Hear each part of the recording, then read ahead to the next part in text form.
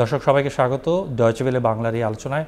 আপনাদের সঙ্গে আছি আমি জুবায়ের আহমেদ। আমি আছি এখন বাংলাদেশের পুলিশ হেডকোয়ার্টারে। আমার সঙ্গে আছেন বাংলাদেশের পুলিশের মহাপরিদর্শক জনাব মোহাম্মদ মইনুল ইসলাম। আপনাকে স্বাগত আমাদের এই আলোচনায়। আপনি একটি দর্শকদের একটু বলে রাখি যে আমরা আসলে বর্তমান যে আইনশৃঙ্খলা পরিস্থিতি এগুলো নিয়ে আলোচনা করব এবং ভবিষ্যৎ যে পরিকল্পনা এবং কী কী পরিবর্তন বর্ধন এই যে পরিবর্তিত পরিস্থিতিতে সেটি কেমন হবে সেসব বিষয় নিয়ে আমরা একটু আলোচনা করব। আপনার কাছে আমি প্রথম যে প্রশ্নটি করতে চাই, আপনি একটি বিশেষ পরিস্থিতির দায়িত্ব নিয়েছেন। এখন বাংলাদেশের যে আমরা দেখেছি যে সর্বশেষ যে সরকার তার পদত্যাগ করতে বাধ্য হয়েছেন এবং সেখানে আমরা দেখেছি যে একটি কোটা আন্দোলন থেকে শুরু করে পরবর্তীতে একটি একদফা আন্দোলন, তারপরে সেটি পতন হয়েছে এবং তারপরে একটা আইনশৃঙ্খলা পরিস্থিতির মতো একটা জায়গা তৈরি হয়েছে যেখানে আমরা দেখেছি যে নানান রকমের ঘটনা ঘটছে। তো এখন যে আইনশৃঙ্খলা পরিস্থিতি সেটি নিয়ে যদি একটু আমাদেরকে বলেন, আপনারা কি করছেন বা সার্বিকভাবে এখন কি অবস্থা? আমি বাংলাদেশ পুলিশের আইজিপি হিসেবে 7ই আগস্ট দায়িত্ব গ্রহণ করেছি। আমরা জানি, বিশ্বব্যাপী সবাই জানে যে এটাই ছাত্র জনতার গণ অভ্যুত্থানের মাধ্যমে নতুন একটি সরকার, যেটি আমাদের লিড করছেন আমাদের আন্তর্জাতিক খ্যাতিসম্পন্ন নোবেল লরিয়েট ডক্টর ইউনূস, যে সরকারের ইন্টারিম গভর্নমেন্টের প্রধান হয়েছেন, এবং তার মাধ্যমে আমরা একটি অন্তর্বর্তী সরকারের অধীনে বাংলাদেশ পুলিশ বাহিনী সহ সকল বাহিনী এবং সকল সংস্থা কাজ করছে। আমরা পুলিশ বাহিনীর পক্ষ থেকে সরকারকে শতভাগ সমর্থন দিয়ে আমাদের কাজ করার, যে পুলিশের যে দায়িত্ব সেটি পালন করার জন্য অঙ্গীকারবদ্ধ। আমি, আমাদের এখানে ডিজি র্যাব আছেন, অন্যান্য যারা সিনিয়র অফিসার, আমরা কিন্তু কেউ এই অপারেশনাল ইউনিটগুলোর কমান্ডার হিসেবে ছিলাম না। আমিও ডিএমপি কমিশনার বা অন্য কোনো পদে ছিলাম না, উনি নিজেও ছিলেন না। তো আমাদের যে বিষয়টা হয়েছে যে তাদের নিচের দিকে আমাদের পুলিশ যারা সাধারণ সদস্য, কনস্টেবল থেকে এই নিম্ন স্তরে যারা সদস্য ছিলেন, তারা এই ঘটনায় কিন্তু তারা বেশি শিকার হয়েছেন। আমরা জেনেছি যে প্রায় 500-600, কোনো হিসাবে এটি 700 হতে পারে সদস্য, সাধারণ ছাত্র জনতা, বিভিন্ন পেশাজীবী মানুষ, তারা কিন্তু এই আন্দোলনে প্রাণ হারিয়েছে, শহীদ হয়েছে। পাশাপাশি আমাদের পুলিশ সদস্য, তারাও কিন্তু এই আন্দোলনে 44 জন সদস্য প্রাণ হারিয়েছে এবং আমাদের অনেক সদস্য তারা কিন্তু এখনও হসপিটালে আছে, তারা মারাত্মকভাবে আহত, কেউ একেবারে চিরস্থায়ী হয়ে পঙ্গু হয়ে গেছে। তো সেই পর্যায়ে তাদের সামনে আমাদের রাজারবাগ, ঐতিহাসিক রাজারবাগ, মুক্তিযুদ্ধে যার একটা গৌরবময় অবদান রয়েছে। আপনি জানেন যে প্রথম যে প্রতিরোধ যুদ্ধ সেটি কিন্তু রাজারবাগ থেকে শুরু হয়েছিল। সেই রাজারবাগে যখন আমাদের সহকর্মীদের সামনে অনেকগুলি ডেড বডি, আর যারা সাধারণ সদস্য যারা একসঙ্গে চাকরি করেছে, কাজ করেছে, তারা আসলে স্বাভাবিকভাবে এই ডেড বডি, তারা তো তাদেরই সহকর্মী। আমরা দেখেছি, আমরা সিনিয়র অফিসাররা হয়তো সেটা ফিল করি, কিন্তু তারা তো একই সঙ্গে কাজ করেছে। তো তারা একটু অনেক উত্তেজিত ছিল, তাদের ক্ষোভ ছিল, হতাশা ছিল। তাদের এক ধরনের যে সিনিয়র কর্মকর্তাগুলি, তারা মনে করতো যে তাদের এই সময়ে তাদেরকে কিন্তু পাশে ছিল না। তো আমরা সেই সময় তাদেরকে তাদের ক্ষোভ, হতাশা চেষ্টা করেছি প্রশমিত করার, এবং একটি সুশৃঙ্খল পুলিশ বাহিনী হিসেবে যেই কাজগুলি করা দরকার সেটি কিন্তু আমরা প্রাথমিকভাবে করেছি। এবং তাদের তরফ থেকেও অনেক দাবি, তারা, আপনি জানেন যে 11 দফা তারা দাবি উত্থাপন করেছে। তা আমরা দেখেছি যে এগুলি আসলে অনেকগুলি যৌক্তিক দাবি। আমরা আসলে বাহিনীটাকে পুনরায় নতুন করে এটাকে পুনর্গঠনের সুযোগ তৈরি হয়েছে আমাদের কাছে, এবং তাদের যে অনেকগুলি বিষয়ে তাদের যে উৎকণ্ঠা, তাদের যে একটা মানুষ যেরকম পুলিশ বাহিনী চায়, তারাও কিন্তু সদস্যরাও কিন্তু সেরকম চায়। এবং সেখানে তাদের যে জীবনের নিরাপত্তা, তাদের যে চাকরির এক ধরনের নিরাপত্তা, তাদের কল্যাণের বিষয়গুলি যেমন আছে, শৃঙ্খলার বিষয়গুলিও তারা বলেছে। এবং তারা কিন্তু আমাদের পোশাকের বিষয়ে বলেছে যে এই পোশাক এবং এই লোগো এর পরিবর্তন দরকার। তা আমরা সেটা ফিল করি। আমরা ইতিমধ্যে কমিটি করেছি, তারা আলোচনা করছে।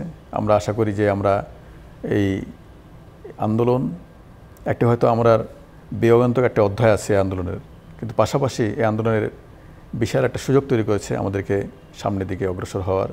আমরা এই আন্দোলন থেকে শিক্ষা নিতে চাই। আমরা এই পুলিশ বাহিনীর যেসব জায়গায় আমাদের দুর্বলতা রয়েছে সেগুলি আমরা দূর করে আমরা সামনে এগোতে চাই। ধন্যবাদ। পারস্পরিক যে আস্থার জায়গাটা, পারস্পরিক ইমেজের যে কথা বলছিলেন, এই আস্থার জায়গাটা বিল্ড আপ করার জন্য যে দুই রকমের আস্থা, একটা হচ্ছে যে মানুষের আস্থা পুলিশের উপর, দ্বিতীয়ত হচ্ছে পুলিশেরও নিরাপত্তার আস্থা এবং তারা যে ভালোভাবে কাজ করতে পারবে তাদের মতো করে, এই দুটো জায়গা, এই রিকনসিলিয়েশন বলি আমরা, এই রিকনসিলিয়েশন রাষ্ট্রের জায়গা থেকে সেটা আসলে কিভাবে করা যায়? আসলে আমি একটু পয়েন্ট বাই পয়েন্ট যাই আর কি। সেটা হচ্ছে প্রথমত এই ঘটনা, যে ঘটনা আমাদের জাতির জন্য একটা যুগান্তকারী ঘটনা, এই বিপ্লব আমার মনে হয় যে আমাদের মুক্তিযুদ্ধের পরবর্তী সবচেয়ে বড় একটি অধ্যায় সূচিত হয়েছে এই ছাত্র জনতা বিপ্লবের মাধ্যমে। সেখানে আমাদের অনেক ক্ষেত্রে আমাদের যে পুলিশ, সেটি সমালোচনা আছে যে অতিরিক্ত বল প্রয়োগ, সেটিকে আমরা বিবেচনায় রেখেছি। সেক্ষেত্রে আবার অনেক জায়গায় কিন্তু তারা একেবারে নিরুপায় হয়ে, হয়তো থানার অবস্থানে প্রচুর জনসমাগম হয়েছে এবং একটা পর্যায়ে সে কিন্তু আন্ডান ছিল এবং সেখানে তাকে অসহায় আত্মসর্বরের মতো অবস্থা তৈরি হয়েছিল। সেই জায়গাগুলোতে আমরা প্রথমত যারা আমাদের পুলিশ সদস্য এই ঘটনায় নিহত হয়েছে, শহীদ হয়েছেন, যারা আহত হয়েছে, তারা নিতান্তই আমাদের সাধারণ সদস্য, কনস্টেবল, তারপরে সাব ইন্সপেক্টর এই পর্যায়ের। তো তাদেরকে আমরা পর্যাপ্ত যে সহায়তাগুলি দেওয়ার, সরকারি সাহায্য সহযোগিতা এবং আমাদের পুলিশ কল্যাণ ট্রাস্ট সব জায়গা থেকে আমরা এই সহযোগিতা তাকে প্রোভাইড করছি। যেসব সদস্য আহত হয়েছেন বিভিন্ন এই মোকাবেলা করতে, যে এই অনেক ক্ষেত্রে আমরা দেখেছি যে আসলে ছাত্র জনতা না, অনেক ক্ষেত্রে উচ্ছৃঙ্খল, আসলে তারা একটা যে শ্রেণীটাকে আমরা হয়তো চিহ্নিত করতে পারবো, যারা ছাত্র জনতার অংশ না কিন্তু তারা হয়তো সুবিধা নিতে চেয়েছে, সেই শ্রেণীদের আক্রান্ত হয়েছে। তো সুতরাং আমাদের সদস্যদেরকে আমাদের মনোবল ফিরিয়ে আনার জন্য তাদেরকে পর্যাপ্ত চিকিৎসা সুবিধা দেওয়া, তাদেরকে রিহ্যাবিলিটেট করা, সেগুলি কিন্তু আমরা করছি। সেগুলির জন্য আমরা পর্যাপ্ত ব্যবস্থা রেখেছি। পাশাপাশি যে সকল সদস্য এই সময়ে একটা আতঙ্কগ্রস্ত ছিল, নিরাপত্তার অভাব বোধ করছিল এবং তারা কিন্তু বিভিন্ন জায়গায় হয়তো স্টেশনে ছিল না, তাদেরকে আমরা সময় দিয়েছি তাদের আস্থা ফেরানোর জন্য তাদের কর্মস্থলে। আমরা শুনে খুশি হবেন যে ইতিমধ্যে কিন্তু থানাগুলিতে তারা থানা তো মূল, আমাদের থানা ফাঁড়ি, এটাই তো পুলিশ সার্ভিস দেওয়ার একটা প্রধানতম জায়গা। তো এছাড়াও আমাদের ট্রাফিক পুলিশ আছে বা অন্যান্য যেসব জায়গায় পুলিশ সার্ভিস দিয়ে থাকে, সেই জায়গাগুলিতে জনবলটা যেন পুরোপুরি কার্যক্রম হয়ে কাজ করতে পারে, সেটা আমরা কিন্তু উদ্যোগ নিয়েছি। আরেকটা বিষয় আমরা যে কাজটা করতে চাই, যেটা করেছি, সেটা হচ্ছে যে প্রতিটা জায়গায় যেহেতু পুলিশের নর্মালি আমরা একটা নির্দিষ্ট সময় পর বদলি করি, 2 বছর 3 বছর পর পর বদলি করি। এই ক্ষেত্রে আমরা যেটা করেছি সেটা হচ্ছে যে আসলে নতুন জনবল ওই জায়গায় দিয়ে পুরনো জনবলটাকে অন্য জায়গায় শিফট করা, এবং ক্রমান্বয়ে আমাদের এই সময় সুযোগ তৈরি হয়েছে যে আমাদের অনেক নতুন অফিসার যারা বিভিন্ন হয়তো দায়িত্ব পালন করার জন্য ওই সব জায়গায় কিছু অফিসারের কার্যক্রম নিয়ে বিতর্কের অবতারণা হয়েছে।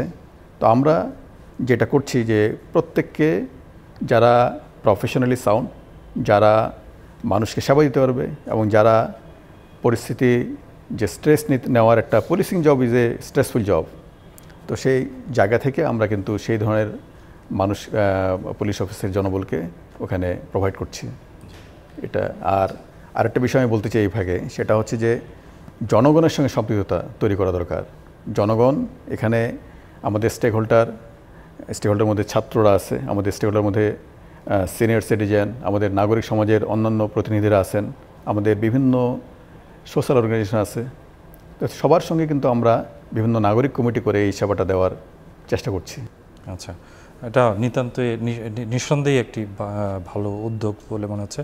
আমি যেটি জানতে চাচ্ছি যে আরেকটি বিষয়, সেটি হচ্ছে যে দলীয়করণের একটি বিষয়ে, যেটি আমরা সবসময় শুনি যে পুলিশকে রাজনৈতিকভাবে ব্যবহার করা, বিভিন্ন রাজনৈতিক দল সেই সুবিধা নেয়া এবং সেই দলীয়করণের জায়গা, সেইটিকে আসলে আপনারা কিভাবে অ্যাড্রেস করছেন কিনা। আমি এটার পরে একটু ওই যে আপনি এর আগে যেটি বলছিলেন যে পুলিশ কীভাবে আরেকটু জনবান্ধব কাজ করতে পারে, সেটি নিয়ে অন্য আরেকটি প্রশ্ন আছে, কিন্তু আমি তার আগে একটু এটি জানতে চাই একটু আপনার কাছে। দলীয়করণের বিষয়ে আমরা নিজেরাও ফিল করি যে পুলিশ যেন স্বাধীনভাবে কাজ করতে পারে, কারণ পুলিশের কাজটা এমন, পুলিশের মূল সুবিধাভোগী কারা হবে, সুবিধাভোগী ওই জায়গা থেকে যদি চিন্তা করি, সুবিধাভোগী হচ্ছে যে ভালনারেবল, যে অসহায়, যে দুর্বল, যে ভিকটিম, তাকেই তো সহায়তা করা। সুতরাং তাকে সহায়তা করতে গেলে কিন্তু এখানে আমাকে দল মতের ঊর্ধ্বে উঠে প্রকৃত সেবাটা দিতে হবে। 2007 সালে আমরা এই পুলিশ একটা স্বাধীন সংস্থা এভাবে কাজ করার জন্য আমরা উদ্যোগ নিয়েছিলাম, এবং এই পিআরপির মাধ্যমে, পুলিশ রিফর্ম প্রজেক্টের মাধ্যমে সেটি কিন্তু অনেক দূর এগিয়ে গেছিল। তো আমরা এখন আবার সেই কাজটা শুরু করতে চাই। আমাদের নিউ জেনারেশন অফিসার্স আমাদের কিন্তু আমরা এই সময়টা সুযোগ তৈরি করে দিয়েছে, এবং আমরা চারিদিক থেকে একটা চাপ অনুভব করছি যে রিফর্ম হওয়া দরকার। আমাদের যারা এই আন্দোলনের অগ্রনায়ক, সেই ছাত্র সমাজ, তারা কিন্তু পুলিশকে ওই সময়ে তারা হয়তো একটা পর্যায়ে কিছু কিছু ক্ষেত্রে প্রতিপক্ষ মনে করেছে, কিন্তু তারা নিজেরাও ফিল করে যে পুলিশ সমাজের একটা অবিচ্ছেদ্য অংশ, এবং পুলিশের রিফর্ম মানে দেশের ভালোর জন্য, দেশকে এগিয়ে নেওয়ার জন্য। কারণ একটা সমাজ, যে সমাজে আপনি বাস করেন, সেই সমাজে কিন্তু পুলিশ ছাড়া কোনো সভ্য সমাজ চিন্তা করা যায় না। কারণ পুলিশ ল অ্যান্ড অর্ডার, অপরাধ দমন থেকে আরম্ভ করে যেসব কার্যক্রম আছে, এই কার্যক্রম তো সমাজের একটা অংশ। সুতরাং রিফর্মের জন্য আমরা একটা আসলে উদ্যোগ নিয়েছি, এবং আমরা এটাকে মূলত কয়েকটি টার্গেট, সেটা হচ্ছে এটা অবশ্যই জনমুখী হতে হবে, জনবান্ধব হতে হবে এটা, এবং এখনকার যে টেকনোলজি ইন্টিগ্রেটেড হতে হবে এবং মানুষের যে আকাঙ্ক্ষা, আমরা যে একটা উন্নত সমাজ ব্যবস্থা কায়েম করতে চাই, সেই জায়গায় যেন পুলিশ একটা সহযোগী সংস্থা হিসেবে কাজ করতে হবে। পুলিশটা যেন ফোর্স না হয়, একটা সার্ভিস হিসেবে সবার কাছে এই সার্ভিসে দিতে পারে, সেটাই আমরা চেষ্টা করতেছি। কিন্তু এই যে এটা কিভাবে করবেন, মানে এই রিফর্মটার, মানে আপনি বলছিলেন যে দলীয় নিয়োগের বিষয়টা একটা হচ্ছে, যে আরেকটা হচ্ছে আমরা আজকে দেখলাম যে আপনাদের কিছু পদোন্নতি পুরনো, নিয়োগ প্রক্রিয়া স্বচ্ছতা, আমাদের পদোন্নতির প্রক্রিয়া স্বচ্ছতা, আমাদের যেখানে বদলি, এইসব ক্ষেত্রে স্বচ্ছতা, এবং সব জায়গায় যোগ্য ব্যক্তিকে তার দক্ষতা এবং তার মেধা এবং তার প্রজ্ঞা অনুযায়ী তার যে প্রফেশনালিজম, সেই সব বিষয়গুলিকে প্রাধান্য দিয়ে সেগুলি আমরা করতে চাই। আর একই সঙ্গে যারা যদি কোনো এখানে অনিয়ম করে থাকে, দুর্নীতি করে থাকে, সেসব ক্ষেত্রে আমরা অত্যন্ত কঠোর সেই ব্যবস্থাগুলি আমরা করব। এবং এই সব কিছু মিলেই কিন্তু আমরা একটা এমন ব্যবস্থা করতে চাই যাতে করে এখানে আমাদের কার্যক্রম খুব ট্রান্সপারেন্ট থাকবে, আমরা জবাবদিহি করব, আমাদের কাজে জবাবদিহিতা থাকবে। সেটি একটা এমন কোনো সরকারি দলের কাছে না, আমাদের জবাবদিহিতা একটা সুনির্দিষ্ট ব্যবস্থা থাকবে, সেখানে যেন আমরা আমাদের কার্যক্রম জবাবদিহি করতে পারি। অযথা কেন পুলিশ সদস্যরাও যেন অযথা হয়রানির শিকার না হয়, সেটিও আমরা করতে চাই। আসলে এটিকে আমরা যেটি বলতেছিলাম যে 2007 সালে আমাদের এই কমিশন গঠন করা হয়েছিল, তাদের একটা রিকমেন্ডেশন ছিল। সেই রিকমেন্ডেশন নিয়ে এবং বর্তমানে যে সমাজের যে চাহিদা, সেই চাহিদাগুলোকে একত্রিত করে আমরা কিন্তু কাজ করছি। আমরা এখনও এটাকে কোনো ফাইনাল পেপার তৈরি করতে পারিনি, তো সুতরাং সেটাকে করার পর আমরা কিন্তু বলতে পারবো। বাট অবশ্যই সবচেয়ে বড় কথা হচ্ছে যে সমাজের যারা স্টেক হোল্ডার, তাদের সঙ্গে যারা আমাদের যাদেরকে আমরা সেবা দিব, সেবা গ্রহীতাদের সঙ্গে আলোচনা করে, সবার সঙ্গে সম্মিলিতভাবে আলোচনা করে আমরা এটা করতে চাই। এই মানে পুলিশ এখন এই মুহূর্তে কোনো উদ্যোগ নিয়ে কোনো দৃষ্টান্ত তৈরি করতে চায় কিনা, আমি কেন বলছি, আপনি যেটি বলছেন যে লং টার্ম রিফর্ম, আরেকটি হচ্ছে যে এই মুহূর্তে ধরেন আরও এখন তো অনেক মামলা হবে, অনেক কিছু হচ্ছে, এবং এই জায়গায় এই মামলাগুলো বা সার্বিকভাবে জনগণের সেবাটা আরেকটু বেটার করা যায় কি না? যেমন যে ধরেন যার বিরুদ্ধে মামলা হলো, যেমন গায়েবী মামলা হয়, নানান রকমের পলিটিক্যাল মামলা হয়, এবং যার বিরুদ্ধে মামলা হলো সে, আমি বলছি যে এই মুহূর্তে কোনো একটা হচ্ছে যে আপনি গায়েবী মামলা বলে কোনো মামলা নেই, ইট সো কল্ড একটা টার্ম, বাট সেটার অস্তিত্ব আমরা অস্বীকার করছি না। কোনো গায়েবী মামলা, কোনো নিরীহ জনগণকে হয়রানিমূলক মামলা, কোনো ধরনের যে সকল পুলিশের ইমেজ ব্যবহার করে পুলিশকে মেলাইন করে সেই ধরনের কার্যক্রম যারাই করবে তাদেরকে ব্যবস্থা নেওয়ার জন্য যথেষ্ট আমাদের কার্যক্রম চলমান প্রতিটা জায়গায়। এই মেসেজ ক্লিয়ার। আমরা ইতিমধ্যে সরকার অনেকগুলি পদোন্নতির সুযোগ তৈরি করেছে, পদোন্নতি দেওয়া হয়েছে, এবং যে সকল অফিসার বিভিন্ন কারণে পদোন্নতি বঞ্চিত ছিল, যোগ্য অফিসার, দক্ষ অফিসার, প্রফেশনাল অফিসার, তাদের কিন্তু প্রমোশন দেওয়া হয়েছে। এবং আমরা সরকারের পক্ষ থেকে, বাহিনীর পক্ষ থেকে, আমি নিজেও সকলকে আমরা কিন্তু সেই মেসেজটা দেওয়ার চেষ্টা করেছি, বলেছি যে কোনো ধরনের আমরা কিন্তু আমরা যেমন সুযোগ তৈরি করেছি অফিসারদের জন্য, সবার জন্য, বাহিনীর জন্য, কিন্তু কোনো মানে অন্যায়ের কাছে বা কেউ যদি অন্যায় করে তাকে কিন্তু আমরা ব্যবস্থা নিতে দ্বিধা করব না। এই মুহূর্তে যেটি আমরা করতেছি সেটা হচ্ছে সব জায়গায় আমরা, আপনি জানেন যে আমরা কিন্তু অনেকগুলি চ্যালেঞ্জের মুখোমুখি আছি। সেটা হচ্ছে যে কিছু যেখানে যদি মিথ্যা মামলা বা হয়রানিমূলক মামলা যেটা হয়ে থাকে তাদেরকে আমরা শুনছি প্রতিটা জায়গায়। আমরা যে সকল সদস্য যদি অন্যায় করে থাকে তাদেরকে কিন্তু আমরা স্পেয়ার করছি না। তারা কিন্তু আমাদের মানে আমাদের ক্লিন চিট দেওয়ার মতো আমাদের কোনো অবকাশ নাই। আবার ভালো অফিসে যারা আছে তারা যেন আমাদের শেল্টার পায় সেটাও আমরা ব্যবস্থা করতেছি। এই মুহূর্তে আরও অনেক কার্যক্রম আছে আমাদের। আমি যেটা বলতে চাই যে আমাদের আসলে মানুষের মনে, হয়তো সাধারণ মানুষের মনে, বিশেষ করে গ্রামাঞ্চলে, প্রত্যন্ত এলাকায় এক ধরনের নিরাপত্তা নিয়ে উৎকণ্ঠা আছে। তো এটা আমি ডয়েচে ওয়েলের মাধ্যমে আমি সবাইকে আশ্বস্ত করতে চাই, সবাই মিলে এই দেশটাকে আমরা এগিয়ে নিতে হবে, এবং পুলিশ জনগণের প্রকৃত অর্থেই বন্ধু হিসেবে পাশে থাকবে। মানে জনগণকে আমরা চাই আমাদের কার্যক্রমে, এবং সেই লক্ষ্যে কিন্তু আমরা নাগরিক কমিটি প্রতিটি জায়গায়, প্রতিটি এলাকায়, প্রতিটি থানা পর্যায়ে এটি কিন্তু আমরা গঠন করার উদ্যোগ নিয়েছি। অনেক জায়গায় গঠিত হয়েছে, এবং আমরা কিন্তু মানুষের কাছ থেকে সাড়া পাচ্ছি, তারাও আসতেছে।